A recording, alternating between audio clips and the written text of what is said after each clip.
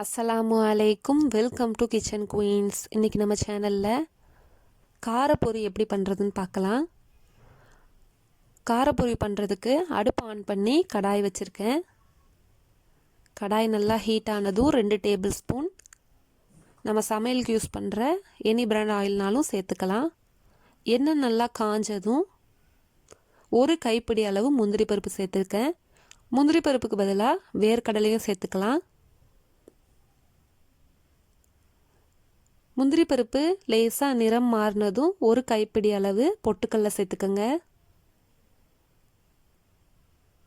நம்ம சேர்த்துருக்க முந்திரி பருப்பு பொட்டுக்கடலாம் எண்ணெயில் நல்லா வறுபட்டு லேசாக நிறம் மாறினதும் 5-6 பூண்டு பல் தட்டி சேர்த்துக்கலாம். பூண்டு எண்ணெயில் நல்லா வதங்கின பிறகு 1 கொத்து கருவேப்பிலை சேர்த்துக்கோங்க. இது கூட 1/4 டீஸ்பூன் பெருங்காயத்தூள் எண்ணெயில் பொரிஞ்சதும் 1/4 டீஸ்பூன் மஞ்சள் தூள் சேர்த்துக்கலாம். இப்போ அடுப்பை சிம்மில் வச்சுக்கணும். மசாலா கரிஞ்சிடும் ஹை ஃப்ளேமில் வச்சோம்னா. 1/2 டீஸ்பூன் மிளகாய்த்தூள் சேர்த்து கலந்துட்டு 1/4 டீஸ்பூன் உப்பு சேர்த்துக்கோங்க. இந்த பொரிக்கு கொஞ்சம் உப்பு போடணும்ல, அதுக்காக தான் 1/4 டீஸ்பூன் உப்பு சேர்த்துருக்கோம்.